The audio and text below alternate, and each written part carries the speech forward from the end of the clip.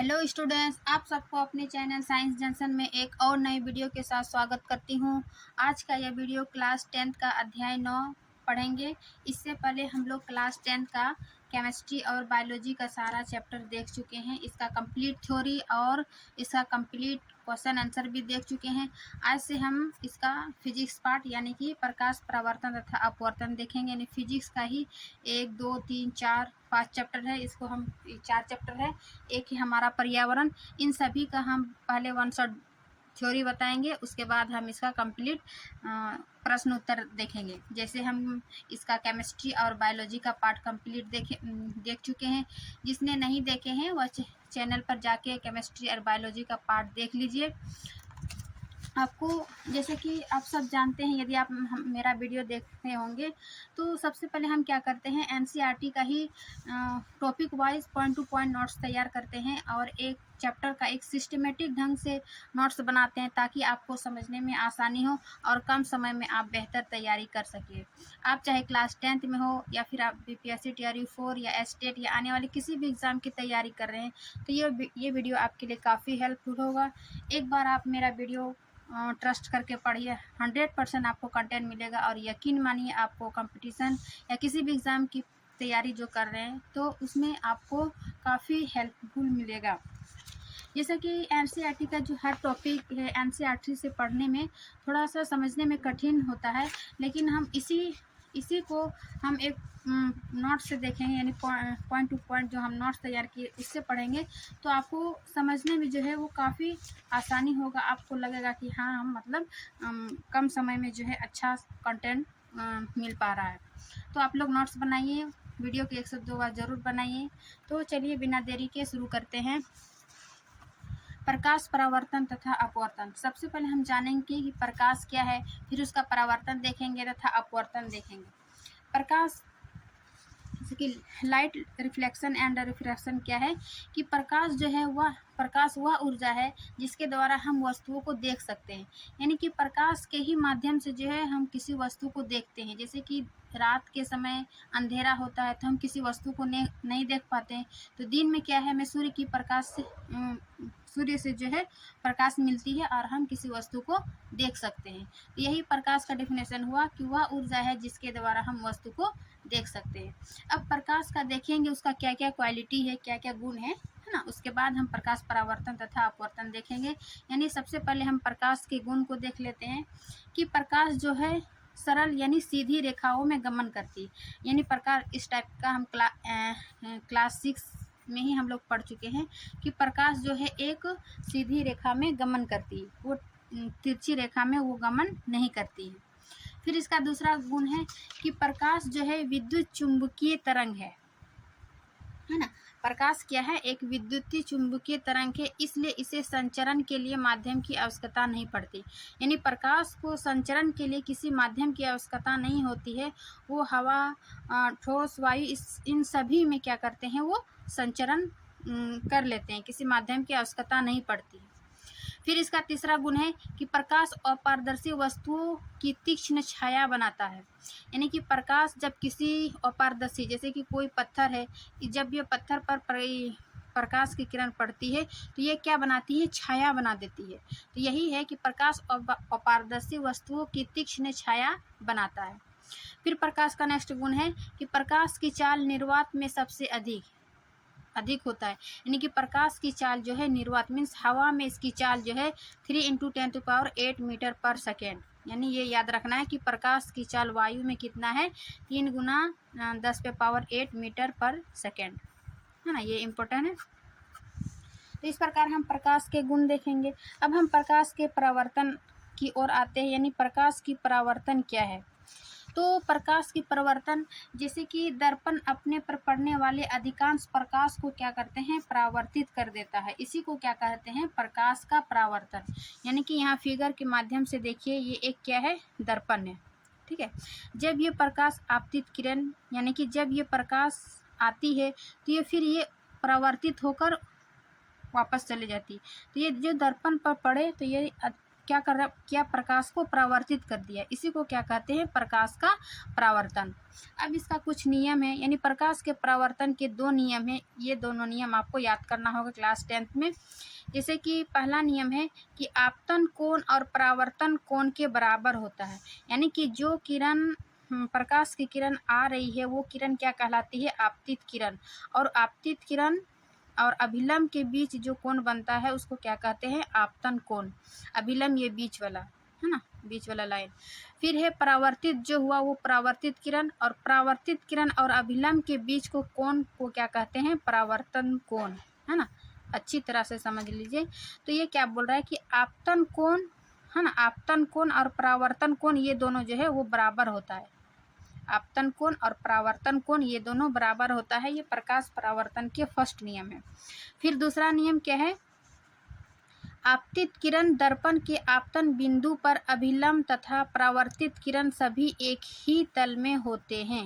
एक ही तल करने का मीन्स जैसे कि ये दर्पण पर पड़ा एक ही बिंदु या पॉइंट पर कि आपतित किरण, है ना, आपतित किरण जहाँ पर पड़ी उसी पॉइंट से क्या हुआ, परावर्तित हुआ, यानी परावर्तित किरण और ये अभिलंब तीनों जो है वो एक ही पॉइंट पर होता है, एक ही तल पे होता है। ये इसका प्रकाश परावर्तन के दूसरा नियम है।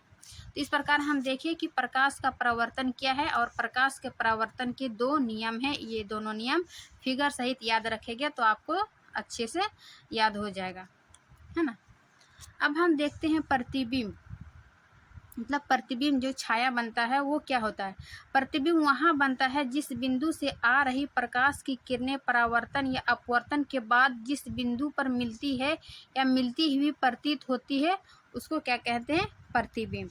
प्रतिबिंब जो है वो 2 प्रकार के होते हैं, है ना। प्रतिबिंब 2 टाइप के होते हैं, एक है रियल और एक है वर्चुअल, यानी कि एक वास्तविक प्रतिबिंब बनता है और दूसरा आभासी प्रतिबिंब। अब हम देखेंगे वास्तविक प्रतिबिंब और आभासी प्रतिबिंब इन दोनों में क्या है ना, क्या अंतर है। तो ये हम पॉइंट वाइज बनाएं कि वास्तविक प्रतिबिंब जो है यह तब बनता है जब प्रकाश की किरणें वास्तव में प्रतिच्छेदित होती है, यानी रियल में जब प्रकाश की किरण रियल में प्रतिच्छेदित होती है तब क्या बनता है, वास्तविक प्रतिबिंब। वही आभासी प्रतिबिंब जो है यह तब बनता है जब प्रकाश की किरणें प्रतिच्छेदित होती प्रतीत होती है ना, मतलब वो ऐसा प्रतीत होता है लेकिन आभासी में, और वास्तविक में रियल में प्रतिच्छेद होती है। ये दोनों अंतर हो गया। फिर जो वास्तविक प्रतिबिंब है इसे पर्दे पर प्राप्त कर सकते हैं, है ना, रियल इमेज को क्या करते हैं, पर्दे पर प्राप्त कर सकते हैं, जबकि वर्चुअल इमेज इसे पर्दे पर प्राप्त नहीं कर सकते। ये दूसरा मेन अंतर हो गया। फिर तीसरा अंतर है कि वास्तविक प्रतिबिंब जो है, वास्तविक प्रतिबिंब उल्टा बनता है ना, वास्तविक प्रतिबिंब उल्टा बनता है जबकि आभासी प्रतिबिंब सीधा बनता है। तो ये मुख्य 3 अंतर देखिए कि वास्तविक प्रतिबिंब और आभासी प्रतिबिंब में क्या अंतर है। अब हम देखेंगे समतल दर्पण, है ना, परावर्तन देखिए, प्रतिबिंब देखिए। अब क्या देखेंगे, समतल दर्पण द्वारा प्राप्त प्रतिबिंब, यानी कि जो दर्पण हम देखते हैं वो क्या है, समतल दर्पण, उससे कैसा प्रतिबिंब बनता है, ये इस टाइप, इससे जो है समतल दर्पण से क्वेश्चन आ जाता है। समतल दर्पण से क्या बना, आभासी एवं सीधा, है ना।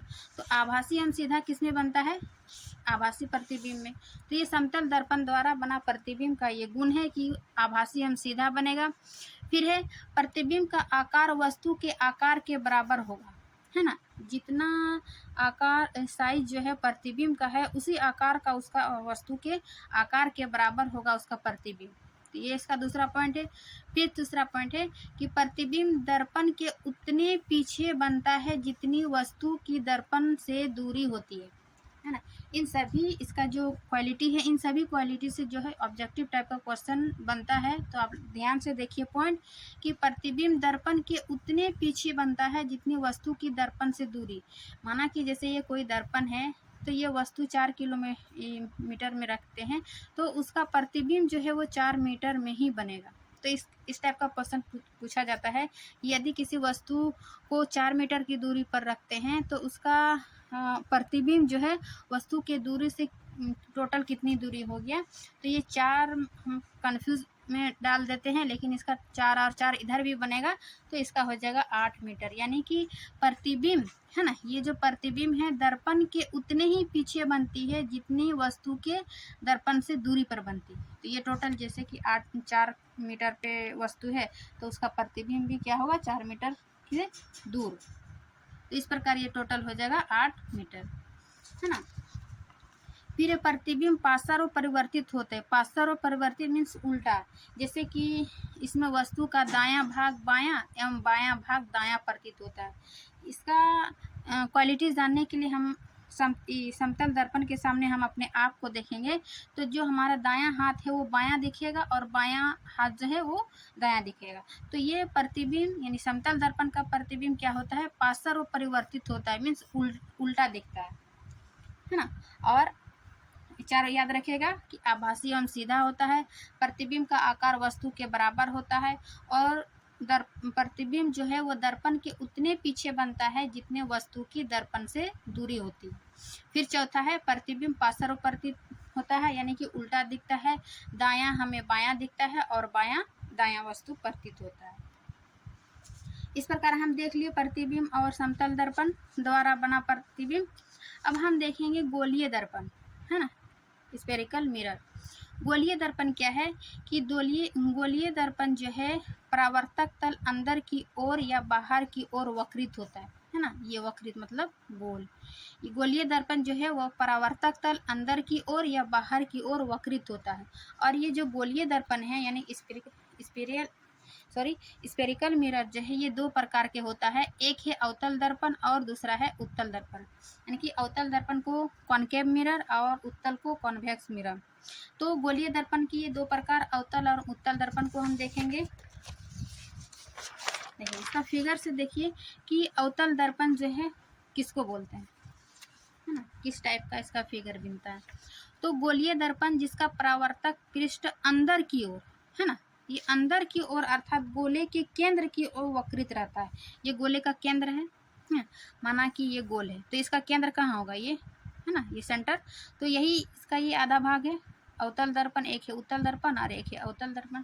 तो अवतल में हम क्या देखिए, परावर्तक पृष्ठ जिसका अंदर की ओर, है ना, जिसका अंदर की ओर अर्थात गोले के केंद्र की ओर वक्रित है तो वह अवतल दर्पण कहलाता है। इस प्रकार इसका ये फिगर बनेगा। फिर है दूसरा उत्तल दर्पण। उत्तल दर्पण क्या है, जिसका परावर्तक पृष्ठ बाहर की ओर वक्रित होता है, उत्तल दर्पण कहलाता है। यानी कि ये केंद्र है तो ये केंद्र से क्या है, इसका पृष्ठ जो है बाहर की ओर वक्रित रहता है ना। तो इसको क्या कहेंगे, उत्तल दर्पण।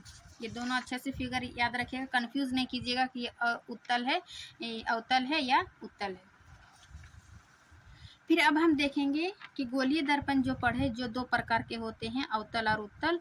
तो उसी गोलीय दर्पण में सामान्यतः प्रयुक्त होने वाले शब्द, यानी ये गोलीय दर्पण जो है इसके कुछ टर्म है, इसको देख लीजिए। जैसे कि यहाँ पे अभी हम देखें ये क्या है, सेंटर केंद्र, और ये जो है इसको ध्रुव कहते हैं, और ये फोकस दूरी, ये त्रिज्या। तो इस प्रकार के छोटे छोटे जो डिफिनेशन है उसको देखेंगे, है ना। सबसे पहले हम ये ध्रुव को देखेंगे जिसको पोल, है ना, पोल कहते हैं। तो ये गोलीय दर्पण के परावर्तक पृष्ठ के केंद्र, केंद्र को दर्पण को ध्रुव कहते हैं। जैसे गोलीय दर्पण के परावर्तक पृष्ठ के केंद्र को दर्पण का ध्रुव कहते हैं और यह दर्पण के पृष्ठ पर स्थित होता है ना। ये दर्पण के जो है वो पृष्ठ पर स्थित होता है, परावर्तक पृष्ठ को केंद्र कहते हैं। और ध्रुव को प्रायः पी अक्षर से निरूपित करते हैं। ये हो गया ध्रुव।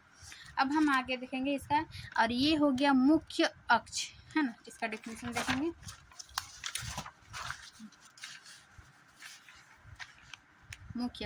मुख्य अक्ष क्या है कि गोलीय दर्पण के ध्रुव तथा वक्रता त्रिज्या से गुजरने वाली एक सीधी रेखा को मुख्य अक्ष कहते हैं।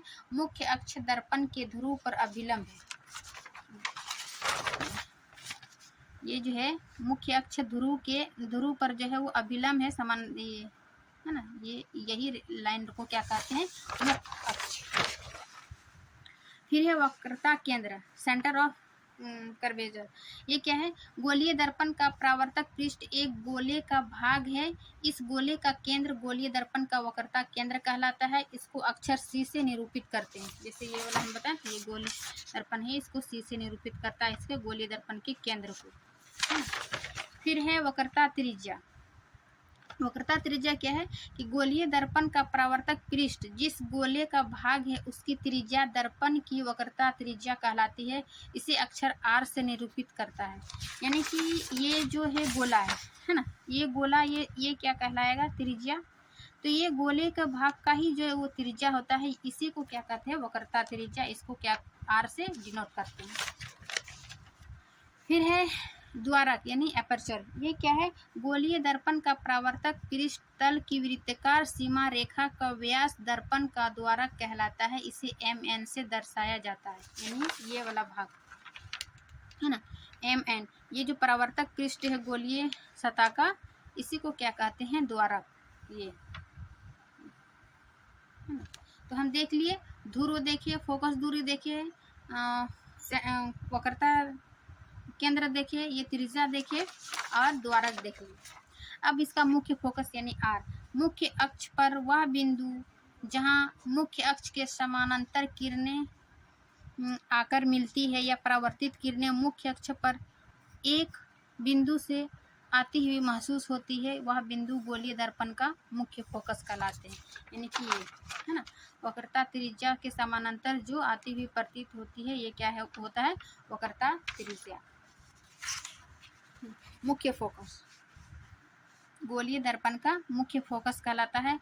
और गोलीय दर्पण के ध्रुव तथा मुख्य फोकस के मध्य की दूरी को फोकस दूरी कहते हैं। इसे F द्वारा निरूपित करते हैं। और इससे संबंधित एक ऑब्जेक्टिव टाइप में क्वेश्चन बनता है कि छोटे द्वारक के गोलीय दर्पणों के लिए वक्रता त्रिज्या यानी R जो है वो फोकस दूरी से दुगनी होती है, और इस संबंध को हम R बराबर 2F द्वारा निरूपित करते हैं। इससे ऑब्जेक्टिव क्वेश्चन बनता है, इसलिए याद रखिएगा कि गोलीय वक्रता त्रिज्या है कि उसकी फोकस दूरी की दोगुनी होती है ना। यह फॉर्मूला ध्यान में रखिए। तो हम देख लिए कि एक गोलीय दर्पण में क्या क्या है, जो पोल देखिए, उसके बाद वक्रता केंद्र देखिए, त्रिज्या देखिए, फोकस दूरी देखिए, ये द्वारक देखिए, है ना। तो ये नाम याद रखिएगा कि आगे काम देगा ऑब्जेक्टिव बनाने में, किरण आरेख बनाने में। अब हम देखेंगे कि अवतल दर्पण के किरण आरेख बनाने के कुछ नियम हैं। यानी कि जो अवतल दर्पण है उसका किरण आरेख बनाने के लिए हम कुछ नियम देखेंगे। यानी अवतल दर्पण द्वारा किरण आरेख जो है, इसका 4 नियम है बनाने का। फर्स्ट नियम क्या है कि अवतल दर्पण के मुख्य अक्ष, देखिए नाम इसीलिए याद किए कि किरण आरेख मुख्य अक्ष आप किसको बोलेंगे, तो ये जो है मुख्य अक्ष। तो मुख्य अक्ष के समानांतर, इसके समानांतर प्रकाश किरण परावर्तन के बाद जो है अवतल दर्पण के मुख्य फोकस से गुजरेगी। ये था पोल और ये था फोकस और ये था केंद्र। तो इसका पहला है कि इसका किरण आरेख किस टाइप का बनेगा, तो दर्पण के मुख्य अक्ष के समानांतर प्रकाश किरण जो है वो परावर्तन, ये आपतित हुआ, और ये परावर्तन के बाद अवतल दर्पण जो है वो मुख्य फोकस से होकर गुजरेगी। यानी ये इस फोकस से होकर गुजरेगी। ये पहला इसका किरण आरेख बनाने की विधि था। फिर है दूसरा कि अवतल दर्पण के मुख्य फोकस से गुजरने वाली, अब हम जानेंगे मुख्य फोकस कहाँ है तब ना। सबसे पहले ये अवतल दर्पण बनाएंगे, उसके बाद ये ध्रुव है, ये फोकस है, ये केंद्र है। तो ये जो फोकस से गुजरने वाले परावर्तित किरण है ना, ये आपतित किरण हुआ। फिर वो जो फोकस से गुजरने वाले परावर्तित किरण मुख्य अक्ष के समानांतर होगी। ये फोकस से आया और ये मुख्य अक्ष के समानांतर परावर्तित हो गया। ये इसका दूसरा गुण है। अवतल दर्पण द्वारा कैसे आरेख बनाते हैं, तो इसका दूसरा पॉइंट है कि मुख्य फोकस से गुजरने वाली परावर्तन के बाद मुख्य अक्ष के समानांतर, ये इसके समानांतर निकलेगी। अब इसका तीसरा किरण बनाने की नियम देखते हैं कि अवतल दर्पण के वक्रता केंद्र। अब हम पहले अवतल दर्पण बनाएंगे, फिर ये पोल है, फिर ये फोकस दूरी है, फिर ये केंद्र है। तो अवतल दर्पण के वक्रता केंद्र यानी इससे गुजरने वाले परावर्तन के बाद जो है किरण उसी दिशा में वापस परावर्तित हो जाती है ना। अवतल दर्पण के वक्रता केंद्र से गुजरने वाली किरण परावर्तन के बाद, ये जो आपतन हुआ, फिर परावर्तन के बाद उसी दिशा में वापस परावर्तित हो जाती है। यानी C से आया और C से ही वापस चला गया है। तो ये इसका तीसरा नियम है अवतल दर्पण का। अब चौथा नियम क्या कहता है कि अवतल दर्पण के बिंदु P, अवतल दर्पण के बिंदु P की ओर मुख्य अक्ष के तिर्यक दिशा में, है ना, जो ये आपतित हुआ तिर्यक दिशा में आपतित किरण की दिशा में ही परावर्तित होती है। जैसे कि ये P से कोई किरण आपतित हुआ तिरछा में, तो ये तिरछा ही वापस परावर्तित होगा, यही बोल रहा है। आपतित तथा परावर्तित किरणें आपतन बिंदु पर मुख्य अक्ष के समान कोण बनाती है।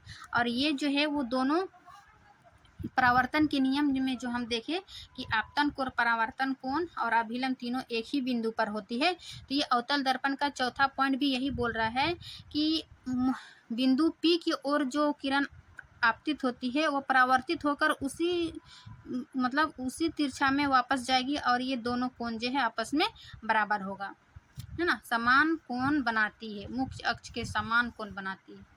तो इस प्रकार हम देखें कि अवतल दर्पण द्वारा जो किरण आरेख है उसको बनाने का 4 नियम था। पहला नियम देखें कि समानांतर ये F से गुजरती है और फिर ये F से आती है तो उसी के समानांतर गुजरती है, और जो C से आती है फिर C से वापस परावर्तित हो जाती है, और जब ये तिरछा आती है पॉइंट P पर तो उसी की ओर समान अक्ष के समान कोण बनाती है, ये परावर्तित होगी, है ना।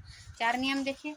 अब इसके द्वारा जो प्रतिबिंब बनता है उस प्रतिबिंब का क्या क्या स्थिति रहता है, प्रतिबिंब की साइज क्या होती है उसको हम देखेंगे, है ना।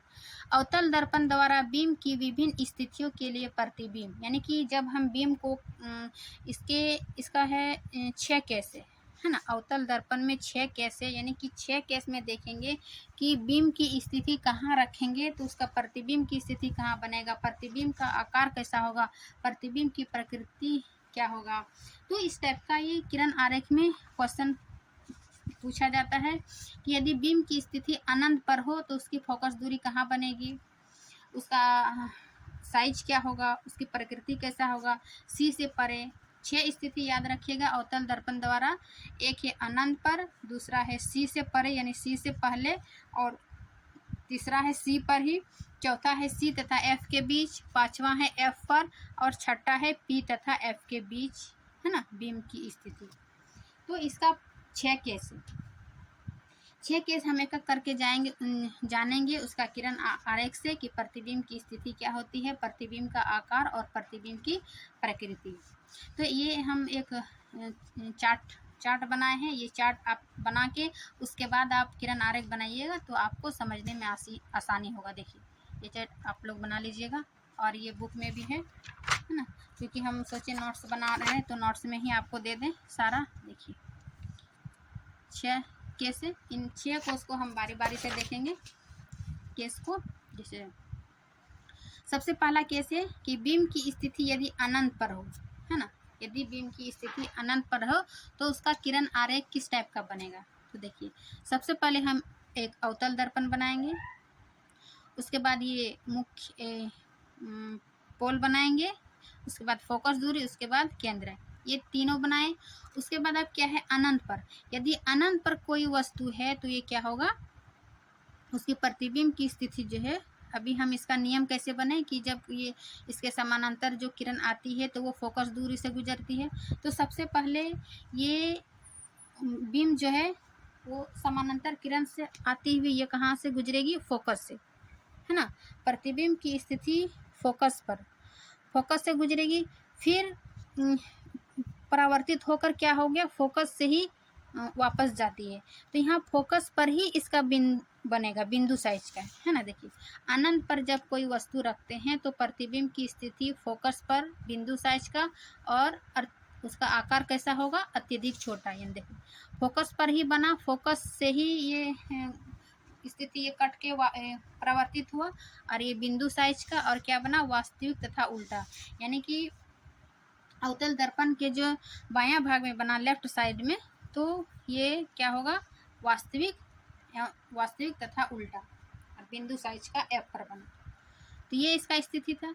अब दूसरा स्थिति क्या है, C से परे यानी C से पहले, ये है पोल, ये है फोकस दूरी, ये है क्या है, केंद्र, और इससे पहले यदि बीम को रखते हैं तो कहाँ उसका बनता है, तो जब कोई वस्तु को सी से पहले रखते हैं तो ये समानांतर होकर क्या कहाँ से गुजारेंगे, सबसे पहले ये फोकस से, है ना, फोकस से। और दूसरा केस जो है वो इससे सी से गुजरेगा, सी से गुजर के फिर सी से ही वापस जाएगा, है ना। तो देखो जब ये एफ से गुजरा और सी से गुजर कर सी से ही वापस गया तो ये कहाँ इसका प्रतिबिंब बना, एफ तथा सी के बीच, एफ तथा सी के बीच, और ये वस्तु से ये छोटा प्रतिबिंब बना, है ना। देखो जब सी से परे रखते हैं यानी सी से पहले, तो प्रतिबिंब की स्थिति कहाँ बनती है, एफ तथा सी के बीच, है ना, एफ तथा सी के बीच प्रतिबिंब की स्थिति बनता है, और जो उसका आकार है वो छोटा होता है। देखिए ये बिंब की स्थिति वस्तु, है ना, छोटा बना वस्तु की तुलना में। और इसका प्रकृति कैसा होगा, वास्तविक तथा उल्टा। चूंकि ये लेफ्ट साइड बना तो क्या बना, वास्तविक एवं उल्टा। तो इसका दूसरा केस था। अब हम तीसरी केस की ओर बढ़ते हैं। तीसरा स्थिति क्या था, सी पर। एक देखिए अनंत पर, सी से पहले। अब तीसरा है सी पर, यानी जब कोई वस्तु, इसका नियम में ही पढ़े कि जब कोई किरण, है ना, समानांतर होकर आती है तो ये फोकस से गुजरती है। पहला ये हो गया। फिर इसका मतलब वस्तु का सिर से लेते हैं तो एफ से गुजरा और ये समानांतर, मुख्य अक्ष के समानांतर वापस परावर्तित हुआ। तो इसका इस प्रकार देखिए कि सी, जब कोई वस्तु सी पर रखते हैं तो ये क्या बोलते हैं, सी पर ही बनता है और ये समान साइज का बनता है ना। देखिए सी पर यदि कोई वस्तु को रखते हैं तो ये प्रतिबिंब की स्थिति जो है वो सी पर ही बनता है, और इसका आकार जो है वो समान साइज का, वास्तविक तथा उल्टा। क्योंकि ये प्रतिबिंब की स्थिति लेफ्ट साइड बना इसलिए ये वास्तविक एवं उल्टा होगा, और ये सी के समान ही बनेगा और सी पर ही बनेगा। जब कोई वस्तु सी पर रखते हैं तो इसके प्रतिबिंब जो है वो सी पर ही बनता है नीचे और समान आकार का। तो ये तीसरा केस था। अब चौथा केस क्या है कि सी तथा एफ के बीच, है ना, ये जो सी और एफ के बीच जब कोई वस्तु रखते हैं तो ये मुख्य अक्ष के समानांतर होके ये कहाँ से गुजरती है, एफ से गुजारे। फिर इसका वस्तु के जो हेड है तो माने तो इसका फिर सी से गुजरते हैं। सी से गुजरने के बाद फिर उसी वापस आके क्या कहाँ पर टकराया, ये मतलब सी से परे यानी सी के बाद, और ये वस्तु से बड़ा। देखो यहाँ पर ए भी कितना छोटा है वस्तु, और इसका प्रतिबिंब जो है ये वस्तु से बड़ा बना। यानी इसका क्या केस था, सी तथा एफ के बीच जब कोई वस्तु को रखते हैं तो ये सी से परे, प्रतिबिंब की स्थिति कहाँ बना, सी से परे और समान साइज का और वास्तविक तथा उल्टा। क्योंकि यहाँ देखिए ये लेफ्ट साइड बना इसीलिए ये क्या प्रतिबिंब बनाएगा, वास्तविक तथा उल्टा, और प्रतिबिंब की स्थिति सी से परे और ये बड़ा, है ना, वस्तु से बड़ा प्रतिबिंब बना, है ना। ए बी हम वस्तु को दिखाते हैं और ए डैश जो है वो प्रतिबिंब को दिखाते हैं कि इसका प्रतिबिंब जो है वस्तु से बड़ा दिखा और इससे सी से परे, जब हम सी तथा एफ के बीच वस्तु को रखते हैं। अब इसका पांचवा केस है एफ पर, है ना। जब कोई वस्तु एफ पर रखते हैं, देखो जब कोई वस्तु अनंत पर, यहाँ पर देखिए जब कोई वस्तु अनंत पर रखे थे तो उसका प्रतिबिंब की स्थिति कहाँ पर बना था, फोकस एफ पर, बिंदु साइज का। वहीं पर यहाँ उल्टा कर दीजिए, जब कोई वस्तु एफ पर रखते हैं तो प्रतिबिंब कहाँ बनेगा, अनंत पर, और अत्यधिक बड़ा बनेगा। यहाँ पर क्या बन रहा था, अत्यधिक छोटा, इसको उल्टा कर दीजिए, और वास्तविक उल्टा। जब कोई वस्तु एफ पर रखते हैं तो क्या हुआ, एफ से सबसे पहले हम एफ से गुजारेंगे समानांतर होके, उसके बाद फिर हम इसका क्या बोलते हैं, वस्तु का ऊपर से गया सी से, और सी से ही परावर्तित हो गए। यानी इस प्रकार ये कहाँ पर बनता है, इसका कोई अंत नहीं है, ये अनंत पर बना, है ना। एफ पर जब कोई वस्तु को रखते हैं तो ये इसके प्रतिबिंब की स्थिति अनंत पर बनता है, और ये अत्यधिक बड़ा बनेगा। इसका साइज जो है, प्रतिबिंब का आकार जो है वो बड़ा बनेगा, और चूंकि ये लेफ्ट साइड बन रहा है तो इसलिए इसका जो प्रकृति होगा वो वास्तविक तथा उल्टा बनेगा। अब इसका लास्ट यानी छठा पॉइंट है पी तथा एफ के बीच। ये जो पी और एफ के बीच अवतल दर्पण द्वारा जो 6 केस है वो 5 केस जो है वो प्रतिबिंब की प्रकृति जो है वो वास्तविक एवं उल्टा था, लेकिन एक केस यही एक इम्पोर्टेंट है पी तथा एफ के बीच। जब कोई वस्तु रखते हैं तो इसकी प्रतिबिंब जो है वो दर्पण के पीछे बनता है ना। जब पी तथा एफ के बीच कोई वस्तु को रखते हैं तो ये इसका ऊपर से गुजारे तो ये एफ से गुजरते हुए ये दर्पण के पीछे बना और ये वस्तु से बड़ा यानी विवर्धिक बड़ा। और ये क्या होगा जब दर्पण के राइट साइड में बनेगा तो क्या बनेगा, आभासी तथा सीधा प्रतिबिंब। ये आभासी बनेगा और सीधा बनेगा और ये दर्पण के पीछे बनेगा। यही एक अवतल दर्पण का एक मतलब अपवाद टाइप का है। देखिए सभी जो है प्रतिबिंब की प्रकृति कैसा था, वास्तविक तथा उल्टा, वास्तविक तथा उल्टा, वास्तविक तथा उल्टा, वास्तविक तथा उल्टा, वास्तविक तथा उल्टा। लेकिन एक छठा केस जो है पी तथा एफ के बीच जब कोई वस्तु को रखते हैं तो ये दर्पण के पीछे विवर्धिक बड़ा और ये आभासी तथा सीधा प्रतिबिंब बनाता है। एक से दो बार आप टेबल को सिर्फ याद रखिएगा तो आपको, और इसका बनाने के नियम याद रखिएगा कि अवतल दर्पण किस टाइप का उसका किरण आरेख बनाते हैं। तो ये 6 पॉइंट यानी 6 स्थिति जो है बीम का स्थिति आपको आसानी से याद हो जाएगा। एक केस अपवाद है, बाकी जो 4 प्रतिबिंब की प्रकृति है वो सेम है। और देख लीजिएगा कि अनंत पर है तो फोकस पर बनेगा, छोटा बनेगा। सी है तो एफ तथा सी के बीच बनेगा, छोटा बनेगा। सी पर है तो सी पर ही बनेगा, समान साइज का, वास्तविक तथा उल्टा। सी तथा एफ के बीच है तो सी से परे यानी सी से पहले और बड़ा बनेगा। एफ पर है तो अनंत पर बनेगा और अत्यधिक बड़ा बनेगा। और ये तो अपवाद याद रखिएगा, पी तथा एफ के बीच है तो दर्पण के पीछे बड़ा, आभासी तथा सीधा बनेगा। तो ये थी अवतल दर्पण द्वारा किरण आरेख। अब हम देखेंगे अवतल दर्पण जो है इसका यूज कहाँ कहाँ किया जाता है ना। कभी कभी अवतल दर्पण का उपयोग यानी यूज पूछ दिया जाता है। अवतल दर्पण जो है नंबर 1 सामान्यतः टॉर्च, सर्चलाइट तथा वाहनों की हेडलाइट में प्रकाश की शक्ति यानी समानांतर किरण पुंज प्राप्त करने के लिए किया जाता है। यानी कि जो टॉर्च है, सर्च लाइट है या फिर वाहन जो है तो उसके हेडलाइट में अवतल दर्पण का यूज़ किया जाता है। फिर इसका दूसरा है दंत विशेषज्ञ अवतल दर्पणों का उपयोग मरीजों के दांतों का बड़ा प्रतिबिंब देखने के लिए करता है। यानी कि अवतल दर्पण का उपयोग जो कि दांत का जो डॉक्टर है या फिर ENT डॉक्टर यानी कि ICE कान, आँख, गला का जो डॉक्टर है उनके द्वारा भी ये अवतल दर्पण का यूज़ किया जाता है। क्योंकि जो अवतल दर्पण जो है उससे बड़ा प्रतिबिंब बनता है, इसीलिए डॉक्टर या फिर ENT डॉक्टर जो है वो दांतों का प्रतिबिंब बड़ा देखने के लिए ये अवतल दर्पण का यूज़ किया जाता है। फिर इसका तीसरा पॉइंट है कि इन्हें पराया जो है वो चेहरे का बड़ा प्रतिबिंब देखने के लिए सैविंग दर्पणों का उपयोग किया जाता है। अभी पता है कि अवतल दर्पण द्वारा जो है उससे बड़ा प्रतिबिंब बनता है, इसीलिए वो अवतल दर्पण का यूज़ हम तो जिस प्रकार देखिए कि अवतल दर्पण द्वारा जो है बड़ा प्रतिबिंब दिखाई देता है, इसलिए इन्हें जो पराया चेहरे का बड़ा प्रतिबिंब देखने के लिए सेविंग दर्पणों के रूप में उपयोग किया जाता है। फिर है चौथा पॉइंट कि सौर भट्टियों में सूर्य के प्रकाश को केंद्रित करने के लिए बड़े अवतल दर्पणों का उपयोग किया जाता है। तो इस प्रकार देखें कि अवतल दर्पणों का उपयोग जो है वो 4 पॉइंट हम देखें क्लास 10 के हिसाब से।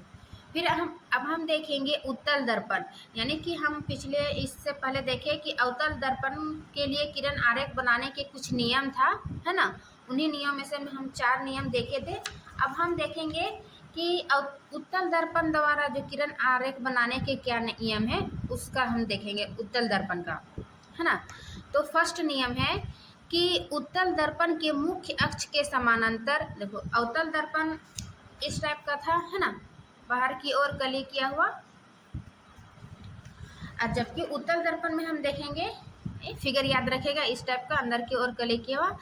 यानी कि उत्तल दर्पण के मुख्य अक्ष यानी ये वाला हो गया मुख्य अक्ष के समानांतर, है ना, समांतर यानी इसके समानांतर प्रकाश किरण जो है वो परावर्तन के बाद मुख्य अक्ष के समानांतर प्रकाश किरण परावर्तन के बाद दर्पण के मुख्य फोकस से अपसरित होती प्रतीत होती है। यानी इसके समानांतर है ना, मुख्य अक्ष के समानांतर जो प्रकाश किरण आया वो परावर्तित होकर क्या हुआ, उसी ओर फोकस से अपसरित होती प्रतीत होती है। यानी इससे आया फिर वापस लौट गया, और ये जो दर्पण है ना, दर्पण के मुख्य फोकस से अपसरित प्रतीत होती है। ये वाला इस प्रकार का इसका फिगर बनेगा उत्तल दर्पण से। दूसरा है ना, दूसरा इसका किरण आरेख के नियम बनाने का क्या है कि उत्तल दर्पण के मुख्य फोकस से गुजरने वाला किरण है ना, ये उत्तल दर्पण के मुख्य फोकस से गुजरने वाला किरण जो है परावर्तन के बाद मुख्य अक्ष के समानांतर निकलेगी।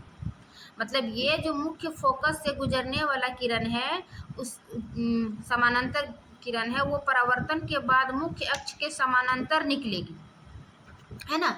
इसी के जो है वो समानांतर इस प्रकार जैसे परावर्तित हुआ और फिर ये इसी तरह ये परावर्तित हो गया, हाँ, इसी के समानांतर मुख्य अक्ष के समानांतर। ये इसका दूसरा गुण था, है ना, उत्तल दर्पण द्वारा किरण आरेख बनाने के दूसरा नियम था। अब हम तीसरा नियम देखते हैं कि उत्तल दर्पण के वक्रता केंद्र की ओर, है ना, वक्रता केंद्र ये है, तो उत्तल दर्पण की वक्रता केंद्र की ओर निर्देशित किरण, है ना, निर्देशित किरण परावर्तन के बाद उसी दिशा में वापस परावर्तित हो जाती है। यानी कि जो प्रकाश की किरण अवतल दर्पण में भी देखे कि जो किरण सी से आ रही, सी से ही फिर उसी ओर परावर्तित हो जा रहा था, तो उत्तल दर्पण में जो अवतल दर्पण में भी क्या है कि वक्रता केंद्र से जो किरण आया फिर उसी दिशा में जो है वापस परावर्तित हो जाती है। तो ये उत्तल दर्पण का तीसरा नियम था। फिर है चौथा नियम किरण आरेख बनाने का कि उत्तल दर्पण के बिंदु P, यानी कि ये है ना P ध्रुव, उत्तल दर्पण की P की ओर मुख्य अक्ष से तिर्यक दिशा, है ना, जैसे कि ये किरण आया फिर इसके दूसरी ओर तिर्यक दिशा से अपतरित किरण जो है, आपतित किरण जो है, यानी ये आपतित किरण तिर्यक दिशा में ही परावर्तित होती है। जो किरण आपतित हुआ तिर्यक दिशा में तो वो आप तिर्यक दिशा में ही परावर्तित होती है ना। तो इस प्रकार जो है वो समतल दर्पण वाला पढ़े ना कि परावर्तन के नियम, तो ये देखो आपतित हुआ फिर परावर्तित हो उसी तिर्यक दिशा में परावर्तित हो जाता है। तो इस प्रकार हम देखते हैं कि आपतित तथा परावर्तित किरणें, यानी कि आपतित तथा परावर्तित किरणें आपतन बिंदु, यानी ये आपतन बिंदु पर मुख्य अक्ष के समान कोण बनाती है। देखो ये दोनों चूंकि ये तिर्यक दिशा जो है आपतित हुआ फिर उसी दिशा में तिर्यक दिशा में परावर्तित हो गया, तो ये कोण जो है वो मुख्य बिंदु पर समान कोण बनाएगा, है ना। परावर्तन के नियम में भी देखे कि आपतित कोण और परावर्तित कोण दोनों क्या होता है, बराबर होता है। तो ये चौथा पॉइंट यानी उत्तल दर्पण द्वारा जो किरण आरेख बनाने के नियम है, तो ये इसका 4 नियम था। पहला हम देखें, है ना, इसके समानांतर गुजरेगी। फिर दूसरा देखें कि जो किरण मुख्य फोकस से परावर्तित होता है फिर उसी के समानांतर, है ना, आपतित होता है जो इधर से फिर ये परावर्तित होता है।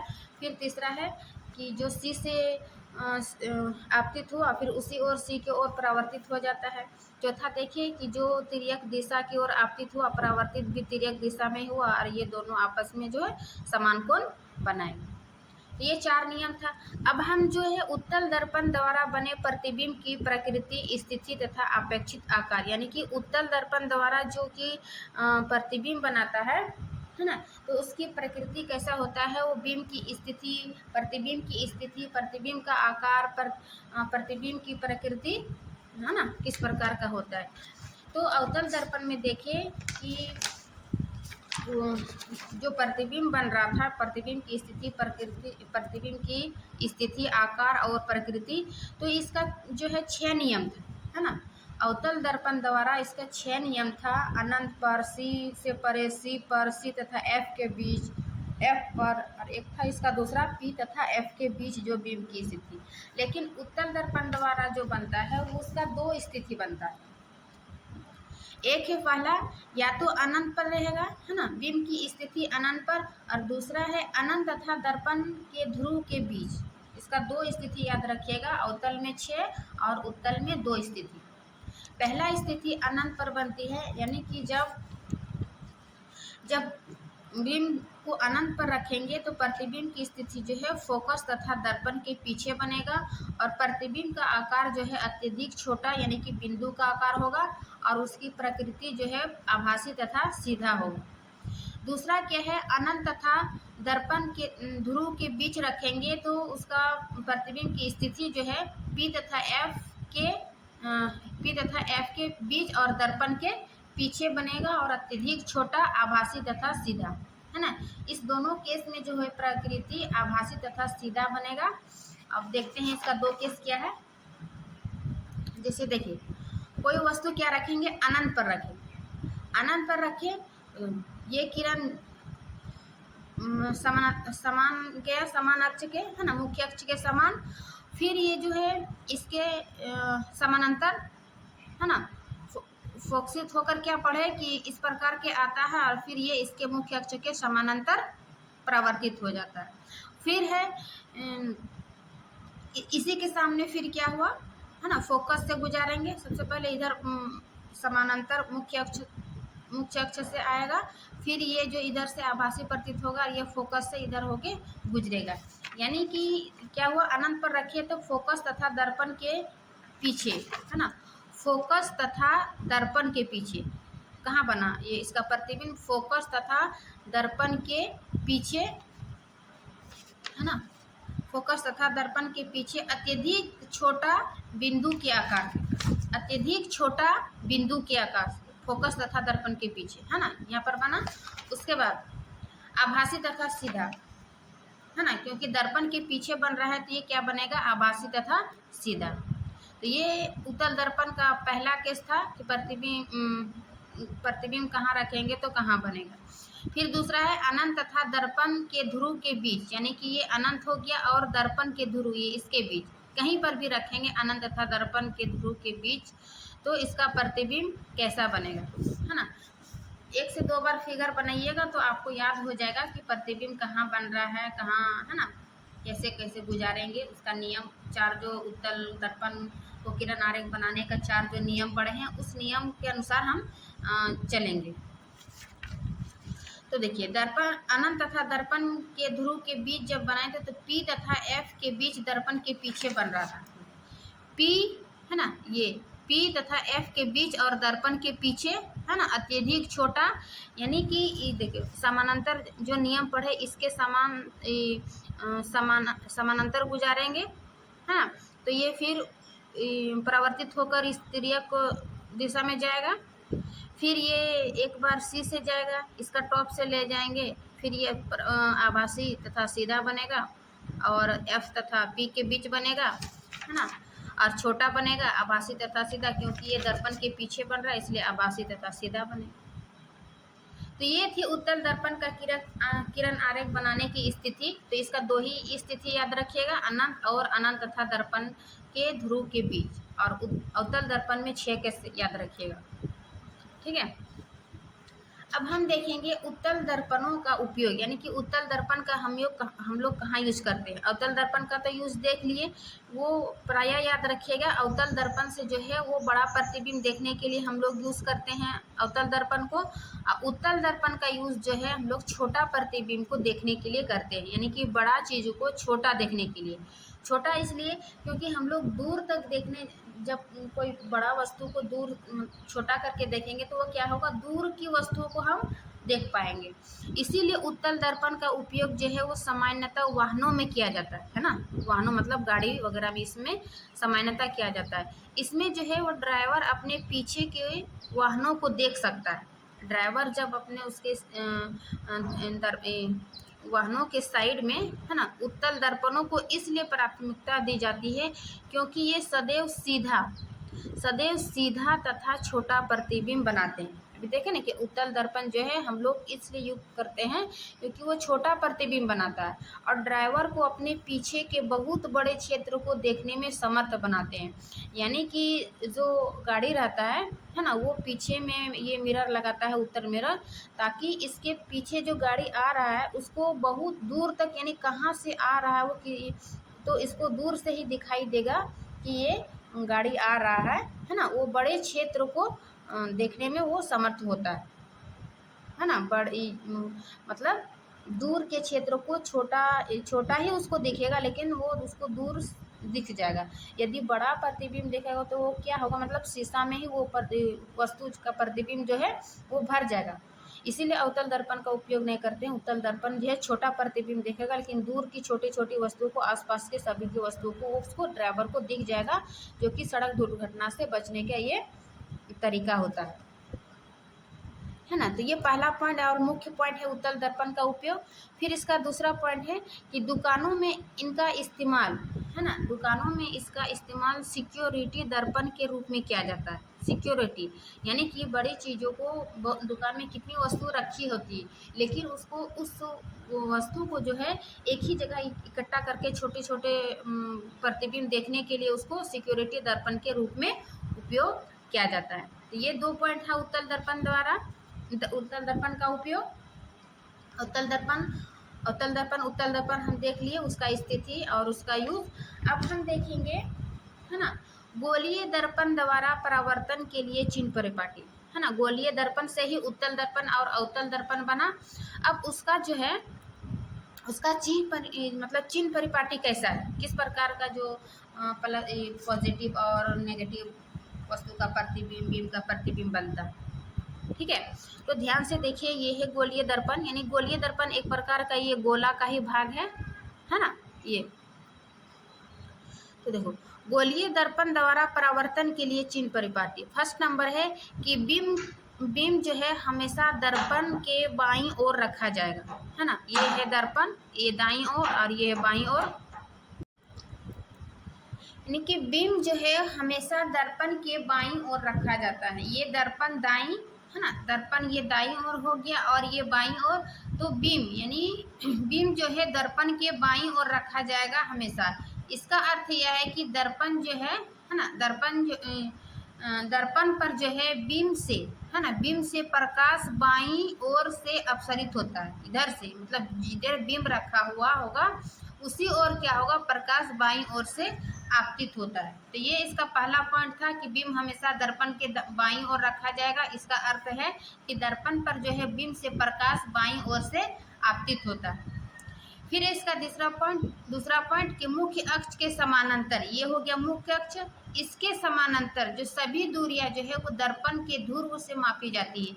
यानी कि मुख्य अक्ष के समानांतर कोई भी वस्तु रखेंगे, कोई भी बिंब रखेंगे, तो इसकी दूरी जो है ये ध्रुव है ना, ये जो P है ये ध्रुव से मापी जाएगी कि इसकी दूरी कितनी है। तो इसका दूसरा पॉइंट था। फिर इसका तीसरा पॉइंट है कि मूल बिंदु के दाईं ओर, ये है मूल बिंदु है ना, इसके दाईं ओर x, ये हो गया x अक्ष और ये x डैश, इधर y ना और इधर y, यानी कि इधर प्लस लेंगे, इधर नेगेटिव और इधर प्लस और इधर नेगेटिव, जो कि हम पढ़ते थे ना ग्राफ वाला में x अक्ष y अक्ष। तो ये इसी तरह हो गया कि इधर प्लस इधर माइनस, इधर y प्लस और नीचे माइनस। तो यही ध्यान में रख के इसको चिन्ह परिपाटी को याद रखेंगे कि मूल बिंदु के दाईं ओर x अक्ष अनुदिश, ये है x अक्ष, इसके अनुदिश जो है मापी गई सभी दूरियां जो है वो धनात्मक मानी जाएगी है ना। मूल बिंदु के दाईं ओर x अक्ष के अनुदिश मापी गई सभी दूरियां जो है वो धनात्मक मानी जाती है। सभी दूरियां जो है वो धनात्मक मानी जाती है ना। x अक्ष के अनुदिश याद रखिएगा कि इधर दाईं ओर धनात्मक मानी जाती है, जबकि मूल बिंदु के बाईं ओर x अक्ष, यानी इधर नेगेटिव लेंगे, x अक्ष के अनुदिश मापी गई सभी दूरियां जो है वो ऋणात्मक लेंगे, हाँ ऋणात्मक माने जाती है। याद रखिएगा P से दाईं ओर धनात्मक और P से बाईं ओर ऋणात्मक, सभी जो भी वस्तु रहेगा है ना, बीम रहेगा तो उसको धनात्मक और ऋणात्मक इस प्रकार के लेंगे। ठीक। फिर है मुख्य अक्ष के लंबवत, है ना, ऊपर की ओर। यदि ऊपर की ओर हम लेते हैं तो ये भी धनात्मक होगा, दाईं ओर धनात्मक और दाईं ऊपर की ओर भी धनात्मक, बाईं ओर ऋणात्मक और नीचे की ओर ऋणात्मक, है ना। ये 4 पॉइंट प्लस माइनस वाला याद रखिएगा। तो इसका चौथा पॉइंट यही है। पहला पॉइंट बीम जो है हमेशा दर्पण के बाईं ओर रखेंगे। दूसरा क्या है कि इसकी दूरी जो है वो पी से ही मापेंगे। तीसरा पॉइंट है कि मुख्य अक्ष के एक्स अक्ष के अनुदिश दाईं ओर प्लस लेंगे, बाईं ओर नेगेटिव लेंगे। फिर चौथा है कि ऊपर की ओर पॉजिटिव लेंगे और नीचे की ओर नेगेटिव लेंगे, है ना। तो ये 4 पॉइंट है। और एक छोटा छोटा याद रखिएगा कि ये जो पॉजिटिव जहाँ लेंगे, है ना, तो आभासी एवं सीधा बनेगा। जैसे दर्पण के पीछे जो बन रहा था ना, तो वो क्या हो रहा था, आभासी एवं सीधा। और जहाँ पर नेगेटिव रहेगा तो वो वास्तविक एवं उल्टा, है ना। ये याद करने का छोटा मोटा है, याद करने का ट्रिक है। फिर जो बीम की दूरी लेंगे वो जो है u, यानी बीम की दूरी को u से डिनोट करते हैं, वो हमेशा जो है वो ऋणात्मक होती है। क्यों ऋणात्मक होती है? क्योंकि बीम जो है हमेशा क्या कहाँ रखेंगे, दर्पण के बाईं ओर, इसीलिए बाईं ओर क्या दर्शाता है, नेगेटिव दर्शाता है, इसीलिए बीम की दूरी जो है वो हमेशा ऋणात्मक होती है ना। तो ये मुख्य बिंदु था। फिर अवतल दर्पण की फोकस दूरी हमेशा ऋणात्मक होती है। फोकस दूरी, अवतल दर्पण की फोकस दूरी हमेशा ऋणात्मक होती है, क्योंकि वो बाईं ओर बनती होगी तब ना ये ऋणात्मक होती है। फिर उत्तल दर्पण की फोकस दूरी जो है वो हमेशा धनात्मक होती है, यानी कि ये इधर बनेगा दाईं ओर, इसीलिए वो क्या होगा, धनात्मक। तो ये याद रखिएगा, क्योंकि हम जब इसका ऑब्जेक्टिव क्वेश्चन बनाएंगे, यानी कि न्यूमेरिकल जब बनाएंगे, तो ये बीम की दूरी, वस्तु की दूरी, धनात्मक, ऋणात्मक, ये सभी काम आएगा। बीम की दूरी हमेशा ऋणात्मक लेंगे। अवतल दर्पण की फोकस दूरी हमेशा ऋणात्मक होती है और उत्तल दर्पण की फोकस दूरी हमेशा धनात्मक होती है। अब गोलीय दर्पण का जो चिन्ह परिपाटी देखिए, है ना, उसका देखिए चिन्ह। उसके बाद एक दर्पण सूत्र होता है, दर्पण सूत्र, यानी कि 1/v + 1/u बराबर 1/f, यानी कि 1/v, v हो गया प्रतिबिंब की दूरी, है ना, और u हो गया बीम की दूरी, और f हो गया फोकस दूरी। तो 1/v + 1/e, तो ये याद रखिएगा, v जो है प्रतिबिंब की दूरी, और u जो है बीम की दूरी, और f जो है फोकस की दूरी। ये दर्पण सूत्र ये याद रखिएगा। कभी कभी दर्पण सूत्र ये पॉजिटिव नेगेटिव करके उल्टा पुल्टा करके दे देगा ऑब्जेक्टिव में, तो अच्छे से याद कीजिएगा कि 1/v + 1/u बराबर 1/f, ये दर्पण सूत्र है। ठीक है। अब हम आगे देखते हैं कि यानी आगे बुक में क्या है, आवर्धन, है ना। आवर्धन क्या है? तो आवर्धन जो है वो गोलीय दर्पण द्वारा उत्पन्न वह अपेक्षित विस्तार है जिससे ज्ञान होता है कि कोई प्रतिबिंब जो है बीम की अपेक्षा कितना गुना आवर्धित है, यानी कि वो बीम से कितना गुना बड़ा है। इससे प्रतिबिंब की ऊंचाई तथा बीम की ऊंचाई के अनुपात के रूप में व्यक्त किया जाता है। यानी आवर्धन को जो है वो कैसे निकालते हैं, आवर्धन को m से डिनोट करते हैं, मैग्निफिकेशन क्या बोलते हैं, है ना। तो प्रतिबिंब की ऊंचाई बटे बीम की ऊंचाई, m से प्रतिबिंब की ऊंचाई बटे बीम की ऊंचाई, इसके अनुपात के रूप में इसको व्यक्त करते हैं आवर्धन को, है ना। इससे क्या पता चलता है कि गोलीय दर्पण द्वारा उत्पन्न हुआ अपक्षी, जिससे जो ज्ञान होता है कि कोई प्रतिबिंब की अपेक्षा कितना गुना जो है उसका आवर्धित, यानी कितना गुना वो बड़ा है। तो इसका प्रतिबिंब की ऊंचाई और बीम की ऊंचाई से के रेशियो से निकालते हैं। यही वाला फॉर्मूला कि HI/HO, यही फिर है आवर्धन माइनस v/u, यानी कि आगे जब न्यूमेरिकल हम पढ़ेंगे ना, तब इसके मतलब उस समय कहाँ अप्लाई होता है इसका, उसी समय अच्छा से समझिएगा। तो अभी जान लीजिए कि m बराबर -v/u, फिर HI/HO बराबर वही माइनस नेगेटिव मतलब v/u। फिर है इसका जब हम न्यूमेरिकल बनाएंगे उसी में होगा कि यदि m जो है यानी कि आवर्धन जो है ऋणात्मक है तो प्रतिबिंब वास्तविक होता है ना। पूछा जाएगा कि इसकी प्रतिबिंब की प्रकृति किस प्रकार बन रहा है, वास्तविक, आभासी, उल्टा, तो m जब ऋणात्मक आएगा, यानी m का मान जब ऋणात्मक आएगा तो प्रतिबिंब वास्तविक होता है, और यदि m का मान धनात्मक होगा तो प्रतिबिंब आभासी बनता है।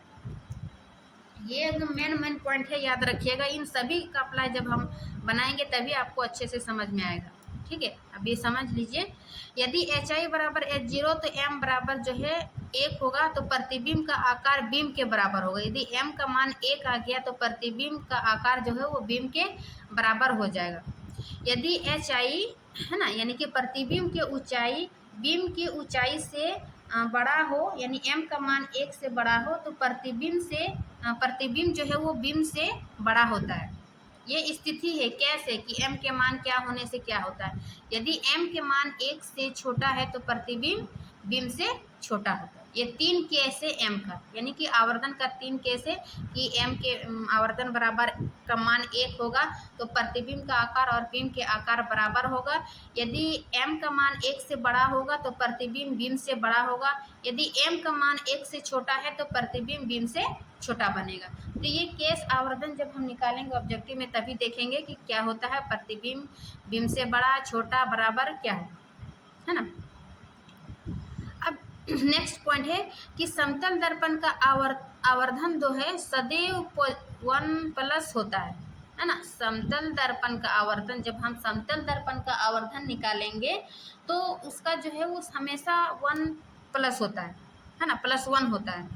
प्लस साइन आभासी प्रतिबिंब दर्शाता है, यानी कि समतल दर्पण कैसा प्रतिबिंब बना रहा था, आभासी ना, तो ये प्लस साइन ही क्या दिखाता है कि ये आभासी प्रतिबिंब दर्शाता है। ठीक, और 1 दर्शाता है कि प्रतिबिंब का आकार जो है वो बीम के आकार के बराबर है। ठीक है, ये समतल दर्पण का था। फिर अब है कि m बराबर यदि पॉजिटिव, और दूसरा कैसे कि m बराबर पॉजिटिव होगा और m का मान 1 से छोटा तो दर्पण उत्तल दर्पण है ना, दर्पण उत्तल है। फिर पॉजिटिव होगा m का मान, और m का मान जो है वो 1 से बड़ा होगा तो दर्पण अवतल होगा। ठीक है, m का मान नेगेटिव है तो दर्पण अवतल होगा। तो ये छोटा छोटा पॉइंट है ना। आप लोग क्लास 10 में ही बुक में सारा है, उसी बुक का जो आपके बुक में दिया हुआ है उसी को हम मतलब नोट करके लिखे है ना। बुक में बीच बीच में दिया हुआ है तो हम आपको अलग से मतलब बताते हैं ताकि आपको समझने में पॉइंट बना के कि समझने में आसानी हो। हाँ, यदि एग्जाम में पूछा जाता है कि आवर्धन का एसआई मात्रक क्या है, तो आवर्धन का जो है एसआई मात्रक नहीं होता, यानी कि आवर्धन का कोई एसआई मात्रक नहीं होता है, ये ध्यान में रखिएगा, है ना। फिर क्या है कि m का मान यदि पॉजिटिव है तो वो छोटा होगा, यानी छोटा इमेज बनेगा, और m का मान यानी आवर्धन का मान नेगेटिव होगा तो वो बड़ा इमेज बनेगा। ये 2 फिर पॉइंट याद रखिएगा कि यदि आवर्धन का मान पॉजिटिव आ रहा है तो इमेज जो है वो छोटा बनेगा, और नेगेटिव है तो इमेज जो है वो बड़ा बनेगा। ठीक है, अब हम नेक्स्ट पॉइंट देखते हैं। ये जो आवर्धन था, उत्तल दर्पण लेंस, ये उसका प्रतिबिंब ये खत्म हो जाता है। अब हम देखते हैं नेक्स्ट पार्ट है ना, नेक्स्ट टॉपिक है लेंस। कि लेंस क्या है,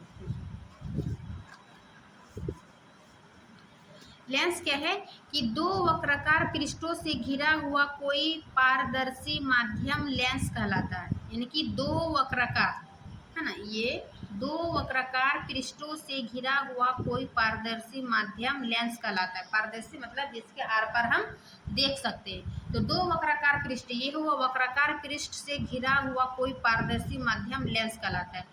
दर्पण में क्या था, ये गोलीय का ही एक भाग था, है ना, उत्तल और अवतल,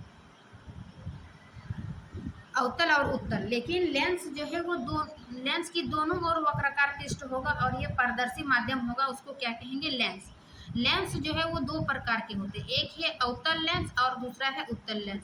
अवतल लेंस में क्या होता है कि बाहर की ओर मोटा और अंदर की ओर मतलब थोड़ा पतला होता है, ये इस टाइप का बनेगा, है ना। बाहर की ओर थोड़ा मोटा और बीच में जो है थोड़ा पतला बनेगा, ये अवतल लेंस कहलाएगा। जबकि उत्तल लेंस जो है वो बीच में मोटा, है ना, बीच में मोटा और किनारे किनारे जो है वो पतला होगा। तो ये क्या हो गया, उत्तल लेंस। तो देखिए लेंस 2 प्रकार के होते हैं, एक अवतल लेंस, दूसरा है उत्तल लेंस। अब अवतल लेंस का जो है अवतल लेंस को अपसारी लेंस भी कहते हैं, है ना। ये बहुत बड़ा पॉइंट है, याद रखिएगा। अवतल लेंस को अपसारी लेंस कहते हैं और उत्तल लेंस को अभिसारी लेंस कहते हैं। अब देखिए, अवतल लेंस को अपसारी लेंस क्यों कहते हैं? क्योंकि इसका जो आपतित किरण होता है तो ये इसके प्रकाश किरण जो है इसको फैला देता है ना, अपसरित हो जाता है। यानी कि जो प्रकाश किरण आ रही है अवतल लेंस में, वो प्रकाश किरण को क्या करता है, फैला देता है। तो ये फैलाने के कारण ही इसको क्या कहेंगे, अपसारी लेंस, है ना। और जबकि उत्तल लेंस में क्या होता है, जब इसमें प्रकाश किरण आपतित होती है तो ये क्या करता है, लाइट को इकट्ठा कर देता है ना, ये एक जगह जमा कर देता है। तो इसी को क्या कहेंगे, अपसारी लेंस। तो याद रखिएगा कि उत्तल लेंस को अभिसारी लेंस इसलिए कहते हैं क्योंकि ये लाइट को जो है वो एक जगह इकट्ठा करता है, इसलिए उत्तल लेंस को अभिसारी लेंस कहते हैं। और अवतल लेंस को अपसारी लेंस इसलिए कहते हैं क्योंकि ये जो प्रकाश की किरण आपतित होती है, ये प्रकाश को क्या करता है, फैला देता है, इसीलिए इसको क्या कहेंगे, अपसारी लेंस, अपसारी लेंस। ठीक है। अब लेंस से संबंधित शब्द, यानी कि लेंस में क्या क्या होता है, जो हम देखें ना कि दर्पण में, गोलीय दर्पण में क्या क्या होता है, वक्रता, केंद्र, ध्रुव, मुख्य अक्ष। तो लेंस में भी वही होता है। ये एक्स एक्स, यानी कि ये एक्स एक्स, ये हो गया मुख्य अक्ष, जो कि दर्पण में भी हम देखें मुख्य अक्ष। और ये है प्रकाशीय केंद्र, है ना, ये ओ हो गया प्रकाशीय केंद्र। और इसमें फोकस दो रहता है, F1 और F2। ये इधर F1 और इधर F2, ये दोनों क्या है, फोकस। फिर है 2F1 और 2F2, ये क्या हो गया, वक्रता केंद्र। इधर F1 के बाद 2F1, ये लिखिएगा 2F1 और इधर 2F2, तो ये दोनों क्या हो गया, वक्रता केंद्र, है ना। वक्रता केंद्र हम वहाँ C से डिनोट करते थे, लेकिन यहाँ पर 2F1 2F2 कीजिएगा तो ये हो जाएगा वक्रता केंद्र। फिर OF1 या OF2 जो है ये फोकस दूरी है। ये O यानी कि OF1 यहाँ से O से F1 तक, और ये O से F2 तक, ये क्या हो जाएगा, फोकस दूरी, यहाँ से यहाँ तक। ये एक बार फिगर बना के अब आप खुद से याद लिखिएगा, हो ना, तो याद हो जाएगा कि कौन सा फोकस दूरी है, कौन सा प्रकाशीय केंद्र है, वक्रता केंद्र है। ठीक है। अब वक्रता त्रिज्या कहाँ लेंगे, ये प्रकाशीय केंद्र और 2F1, है ना, प्रकाशीय केंद्र 2F1 और प्रकाशीय केंद्र यानी O से 2F2 तक, इसको क्या बोलेंगे, वक्रता त्रिज्या, है ना। यहाँ से यहाँ तक दूरी को वक्रता त्रिज्या, और यहाँ से यहाँ तक दूरी को क्या कहेंगे, फोकस दूरी। और M यानी कि यहाँ ऊपर M डैश क्या कहेंगे, द्वारक। लेंस का ये क्या होता है, लेंस का व्यास होता है, इसको द्वारक बोलते हैं। तो ये थी लेंस से संबंधित शब्द जो कि हम दर्पण में भी देखें, तो इसमें याद रखिएगा लेंस वाला में। अब हम लेंस से जो है, लेंस दो प्रकार के देखे, उत्तल और अवतल। फिर उसी उत्तल लेंस द्वारा जो है बना प्रतिबिंब की विभिन्न स्थितियाँ। चूँकि क्लास 10 में प्रकाश जो है एक बड़ा चैप्टर है, इसीलिए वीडियो लंबी हो रही है। तो आप लोग मतलब चूँकि चैप्टर ही लंबा है तो वीडियो तो लंबा होगा ही, तो आप लोग पैनिक ना हो, आराम से देखिए, कोई बात नहीं, एक बार नहीं 2 बार में देखिए वीडियो और उसको कंप्लीट नोट्स बनाइए, है ना। तो उत्तल लेंस द्वारा बना प्रतिबिंब की विभिन्न स्थितियाँ, यानी कि उत्तल लेंस जो है कैसा प्रतिबिंब बनाता है, तो इसका केस, है ना, केस 1 देखेंगे, केस 2 देखेंगे उत्तल लेंस से। इसका जो है वो 6 केस है। जिस प्रकार हम दर्पण में देखें कि अवतल दर्पण में 6 केस था, तो इसमें देखेंगे उत्तल लेंस में 6 केस है, और अवतल लेंस में 2 केस होगा, जैसे कि जो हम उत्तल लेंस में देखेंगे, है ना, दर्पण में। दर्पण के ये जस्ट उल्टा होगा कि इसमें उत्तल लेंस का 6 केस देखेंगे और उसमें अवतल दर्पण में 6 केस देखे थे। तो उत्तल लेंस द्वारा बना प्रतिबिंब की विभिन्न स्थितियाँ, केस नंबर 1 है कि जब वस्तु अनंत पर हो, है ना, कि जब वस्तु अनंत पर होगा तो इसका प्रतिबिंब जो है वो F2 पर बनेगा। जो देखो ये हो गया अवतल लेंस, उत्तल लेंस, है ना। तो जब F2 पर, जब भी हम लेंस बनाएंगे तो सबसे पहले ये ऊपर में बीच में O डालेंगे, फिर दोनों ओर F1 F2 2F1 2F2, ठीक। तो जब वस्तु अनंत पर रखेंगे तो इसका प्रतिबिंब जो है, जैसे ये इसके मुख्य अक्ष के समानांतर जाके इधर F2 से गुजरेगा, फिर इसके समानांतर जाके F2 से गुजरेगा, तो इसका जो है प्रतिबिंब जो है F2 पर बनेगा।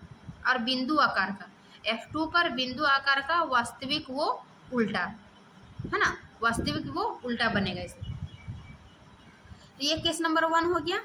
फिर उत्तल लेंस का केस नंबर 2 कि जब वस्तु 2f1 से पहले हो, यानी कि ये 2f1 हुआ उससे पहले हो, तो प्रतिबिंब कैसा बनेगा। देखो 2f से पहले यदि रखेंगे तो ये f2 और 2f के बीच बनेगा। यहाँ पर जब हम बनाएंगे, ये अपने खुद से बनाइएगा कि जब सबसे पहले ये लेंस बना लेंगे, यहाँ ओ डालेंगे, f1 f2 2f1 2f2, उसके बाद हम 2f1 से पहले रखेंगे तो इसका हेड से लेकर यहाँ समानांतर जाएंगे, फिर इसको f2 से गुजारेंगे, ठीक है, f2 से गुजारेंगे और इसका जो है एक बिंदु यहाँ O से गुजरेगा, O से जब गुजारेंगे तो यहाँ बीच में जाएगा, यानी F2 और 2F2 के बीच में ये प्रतिबिंब बनता है, छोटा बनता है, यानी कि बीम से छोटा बनेगा और वास्तविक वो उल्टा बनेगा, है ना, बीम से छोटा बनेगा, वास्तविक वो उल्टा बनेगा। ये दूसरा केस था। तीसरा केस देखेंगे कि जब वस्तु 2F1 पर हो, है ना, ये हो गया O F1 F2 2F1 2F2, जब वस्तु 2F2 पर रखेंगे तो सबसे पहले इसका टॉप से लेकर इसका F2 से गुजारेंगे, फिर इसका O से गुजारेंगे, तो ये कहाँ बना 2F क्या है 2F1 पर, ये 2F1 पर जब रखेंगे, जब वस्तु 2F1 पर बनेगा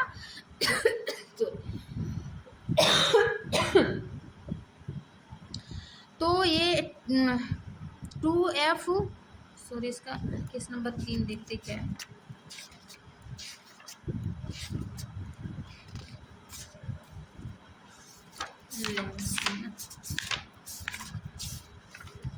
गलत लिख दे,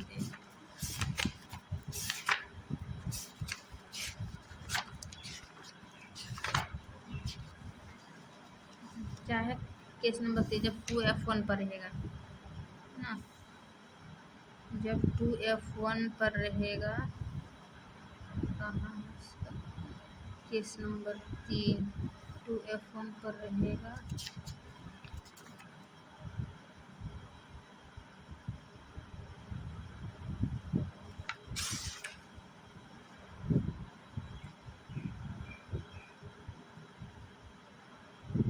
एक मिनट रुकिए, सॉरी, ने आपतित पतन के मैंने विचलित होकर पर उत्तर लेंस दूरी किस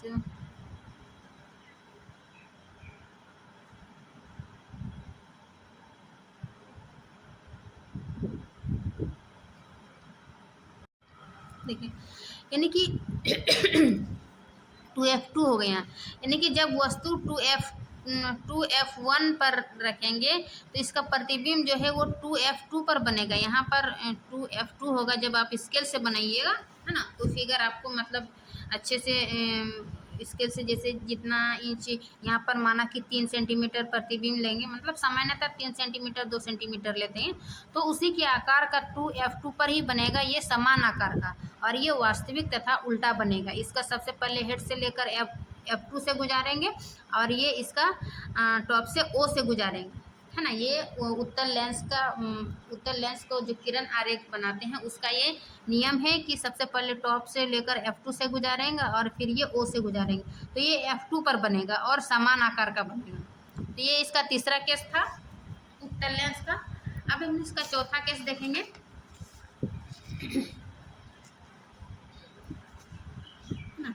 केस 4 क्या है कि जब वस्तु 2F1 और F1 के बीच में, यानी कि वस्तु 2F1 और F1 के बीच में है, तो इसका प्रतिबिंब कहाँ बनेगा, 2F1 के बाद बनेगा। कैसे कि इसको देखिए, सबसे पहले इसको टॉप से लेकर F2 से गुजारेंगे। सब उत्तल लेंस में यही देख रहे हैं कि टॉप से ले जाके F2 से गुजारते हैं, फिर उसको O से गुजारते हैं, तो इसका प्रतिबिंब जो है वो 2F1 के बाद बनता है। इसीलिए जो है 2F1 के बाद बनने के कारण इसका प्रतिबिंब जो है वो बड़ा बनता है ना। इसका चौथा केस क्या है कि जब वस्तु 2F1 के बाद रखेंगे तो इसको 2F1 और F1 के बीच रखते हैं तो इसका प्रतिबिंब 2F1 के बाद बनता है, बड़ा बनता है, वास्तविक वो उल्टा बनता है ना। उत्तल लेंस के केस में हम अभी तक सभी प्रतिबिंब जो है वास्तविक वो उल्टा देखे। अब पांचवा केस में क्या है, जब वस्तु F1 पर हो, है ना, जब वस्तु F1 पर वो हो तो इसका प्रतिबिंब जो है सबसे पहले इसको ऐसे F2 से गुजारते हैं, फिर इसका O से ऐसे निकालते हैं, तो इसका प्रतिबिंब जो है वो अनंत पर बनता है ना। कहाँ पर मिलता है इसका कोई गारंटी नहीं है, इसलिए ये अनंत पर। जब वस्तु F1 पर रखते हैं तो इसका प्रतिबिंब अनंत पर बनता है, अत्यधिक बड़ा बनता है और ये वास्तविक वो उल्टा बनता है। तो इसका पांचवा केस था। अब छठा केस है, देखिए अभी तक सभी में हम देखे कि वास्तविक और उल्टा, ये छठा केस जो है वो आभासी वो सीधा बनाएगा। यानी कि जिस प्रकार हम अवतल में देखे थे, एक ही केस में जो है P तथा F के बीच रख रहे तो दर्पण के पीछे बन रहा था, उसी प्रकार ये उत्तल लेंस में एक ही छठा केस है कि जब वस्तु F1 और O, है ना, कि जब वस्तु F1 और O के बीच रखते हैं तो जो है वस्तु, है ना, ये वस्तु पीछे बनता है और बड़ा बनता है और आभासी वो सीधा बनता है। एक ही केस में ये, है ना, अपवाद के टाइप में। जब वस्तु F1 और O के बीच रखेंगे तो सबसे पहले ऐसे गुजारते हैं, है ना, ऐसे गुजारने के बाद फिर ये F2 से गुजरता है। उसके बाद जो है इसका आभासी ये, है ना, वस्तु के पीछे बनने लगता है। फिर इसका O से गुजारते हैं तो फिर इसका आभासी भी पीछे बनने लगता है। तो इस प्रकार जो है इसका आभासी तथा सीधा प्रतिबिंब इसके पीछे बनता है और वो ये वस्तु से बड़ा होता है। तो इसका छठा केस था उत्तल लेंस का। अब हम देखेंगे, उत्तल लेंस देख लिए, अब हम देखते हैं अवतल लेंस, है ना, अवतल लेंस। क्योंकि उत्तल दर्पण में दो केस देखे थे, तो इसलिए अवतल लेंस में भी हम क्या देखेंगे, इसका दो केस, यानी अवतल लेंस द्वारा बना प्रतिबिंब, इसका दो केस है कि जब वस्तु अनंत पर हो और जब वस्तु अनंत के अलावा कहीं पर भी, है ना। जब वस्तु अनंत पर हो तो क्या होता है कि जब वस्तु अनंत पर रखते हैं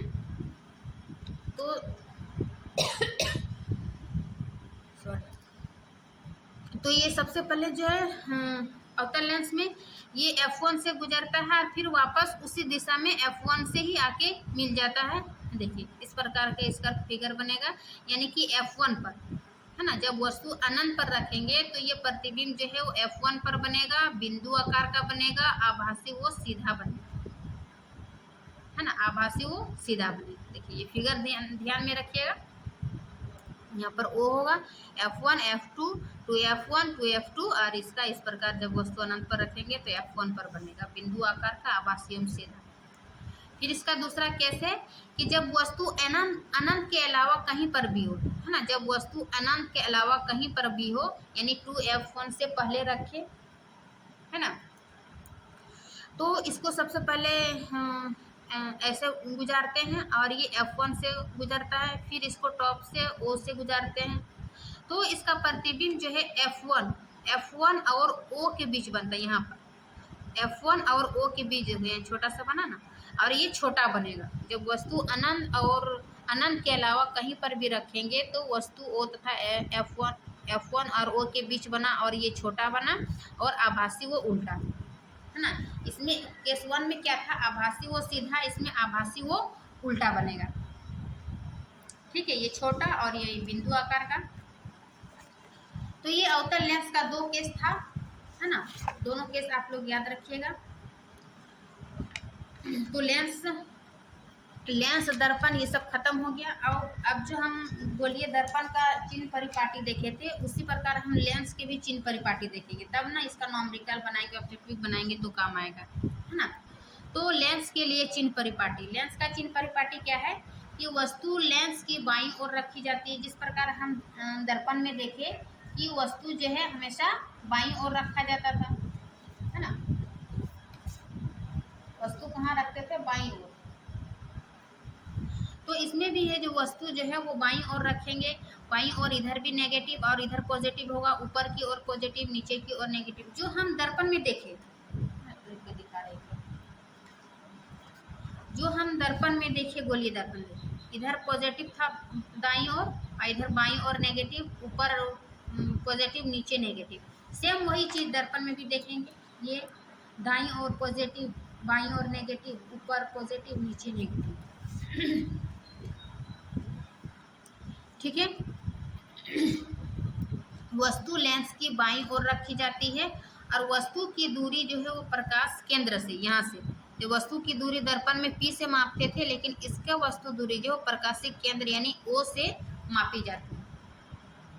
ठीक है, दूसरा पॉइंट था। तीसरा पॉइंट में देखिए फिगर याद में रखिएगा, यानी कि इसको दूरी और ये वस्तु, और इसमें पॉजिटिव जो है वास्तविक और उल्टा है ना, V को पॉजिटिव माने, मतलब V का जब पॉजिटिव मान होगा तो ये वास्तविक वो उल्टा होगा, और जब नेगेटिव का मान होगा तो वो आभासी वो सीधा बनेगा। ये लेंस के चिन्ह परिपाटी का ये 3 नियम था।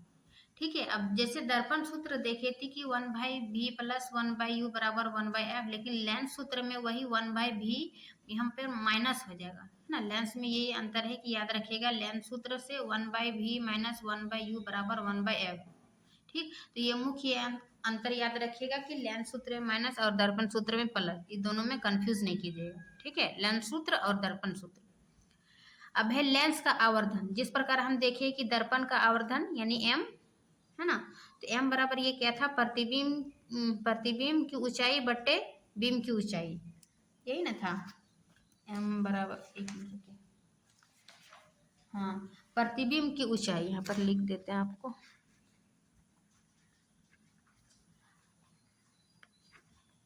प्रतिबिंब की ऊंचाई बट्टे बीम की ऊंचाई। तो ये इसका इस प्रकार की इसका रेशियो बना के, यानी कि अनुपात में, ये इसका लेंस का आवर्धन कहलाता है। फिर m बराबर v/u, ये देखो लेंस में माइनस यहाँ लगाए थे, लेकिन इसमें लेंस में v/u मतलब माइनस नहीं लगाए। ठीक है, जब ऑब्जेक्टिव बनाएंगे तब ये क्लियर होगा। फिर वही है hi, यानी कि प्रतिबिंब की ऊंचाई, h ओ लिखते हैं, यानी कि बीम की ऊंचाई बराबर v/u, यही वाला फॉर्मूला हो गया।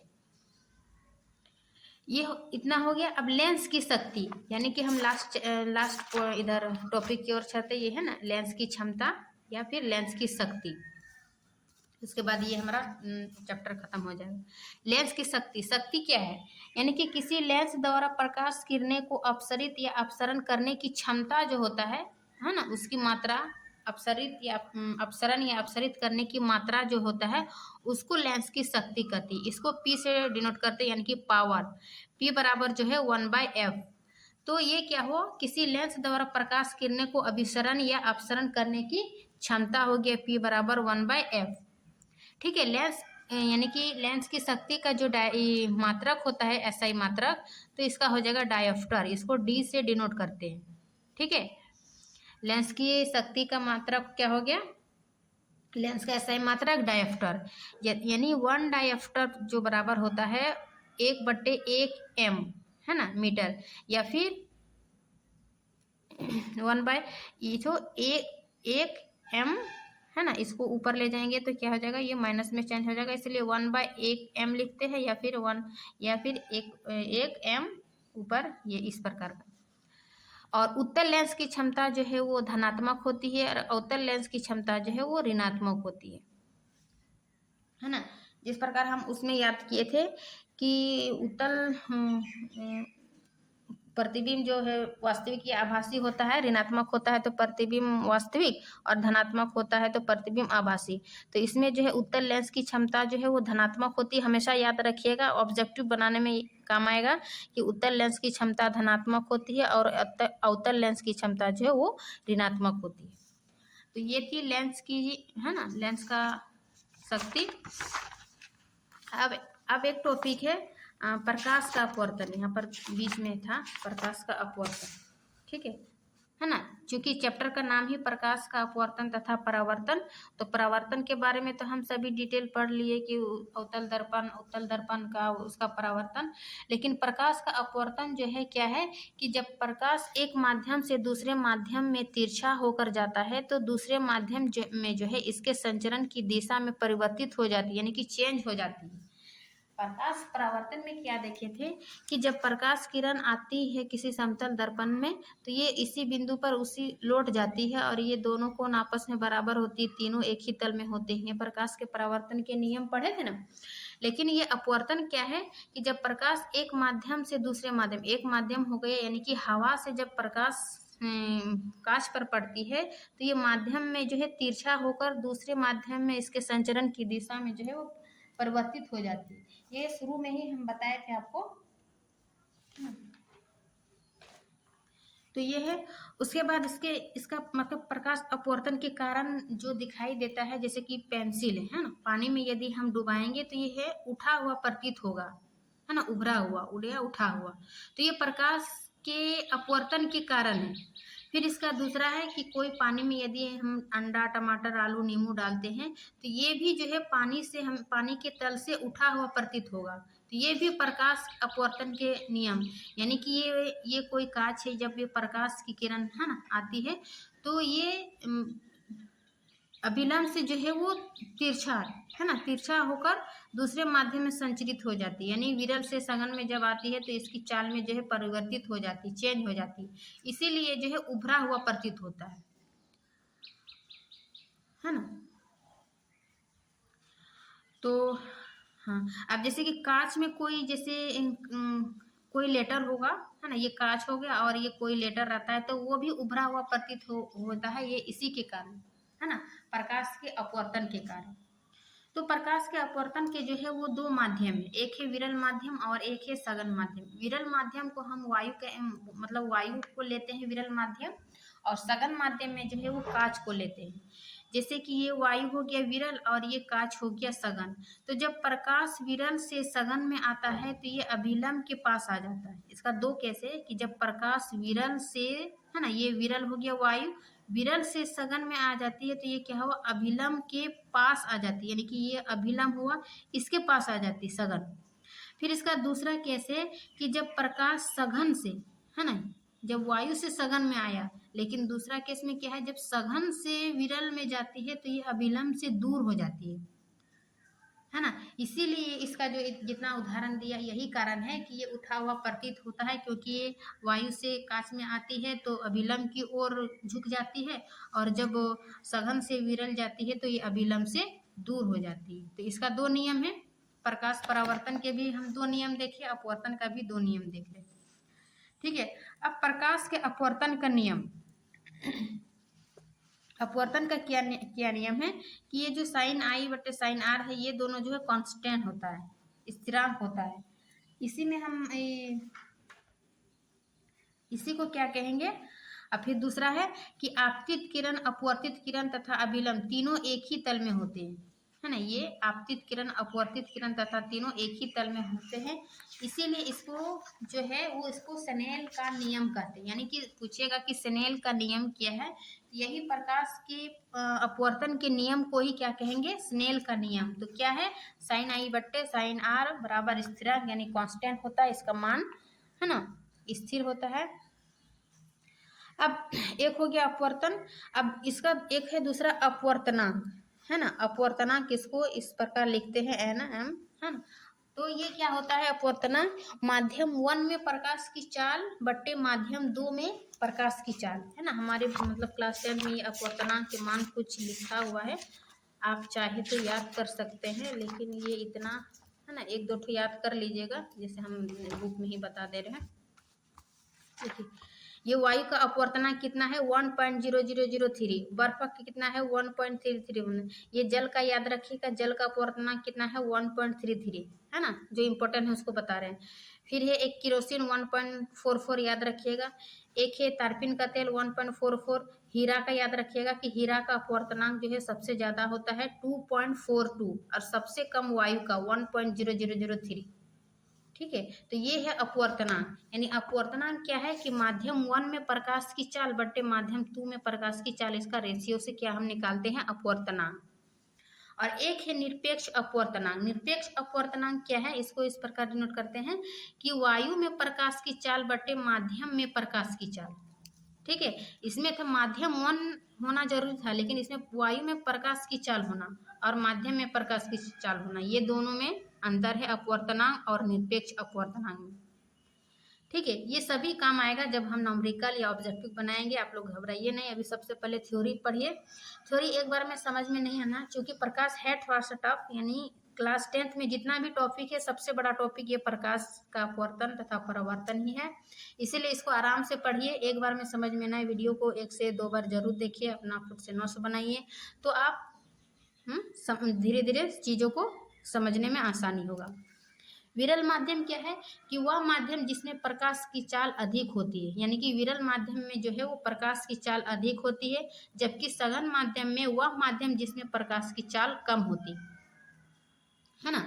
इस प्रकार विरल माध्यम, सघन माध्यम, अपवर्तनांक, निरपेक्ष अपवर्तनांक, इन सभी चीज़ों को हम देखें और इसी के ये साथ हमारा ये चैप्टर समाप्त होता है, यानी कि है ना, प्रकाश का परावर्तन तथा अपवर्तन ये चैप्टर समाप्त हो गया थ्योरी। अब इसके नेक्स्ट पार्ट में जो है इसके बीच बीच में जितने भी है ना ऑब्जेक्टिव, इसमें मेन है फिजिक्स में क्या है कि इसका नॉमरिकल बनाना, ये इन सभी का जो हम किरण आरेख बनाए, देखिए उदाहरण में दिया हुआ ना, इसका नॉमरिकल, फिर इसका इधर एम से, दर्पण सूत्र से, लेंस सूत्र से, तो इसके नेक्स्ट तो जो बुक में दिया हुआ है ना उसका उदाहरण, तो इन सभी को सबसे पहले हम उसका नॉमरिकल देखेंगे, फिर इसका बीच का क्वेश्चन देखेंगे, अभ्यास का क्वेश्चन देखेंगे।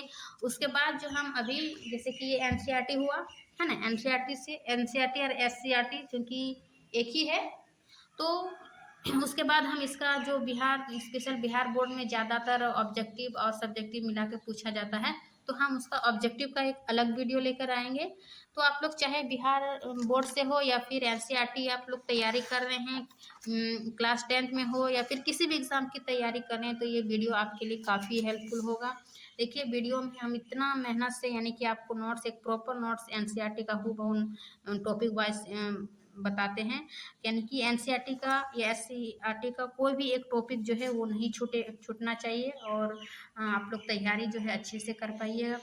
यकीन मानिए मेरा नोट्स में यानी 100 ट्रस्ट कीजिए कि 100% जो है वो कंटेंट मिलेगा। तो आप एक बार यदि आप मेरा वीडियो या नोट्स से पढ़ लेते हैं तो आपको किसी और वीडियो या नोट्स से या फिर बुक की आवश्यकता नहीं होगी। बस एक बार हम ऑब्जेक्टिव जो क्वेश्चन करवाएंगे वो ऑब्जेक्टिव क्वेश्चन कर लीजिएगा, तो आपको जो है वो प्रैक्टिस हो जाएगा।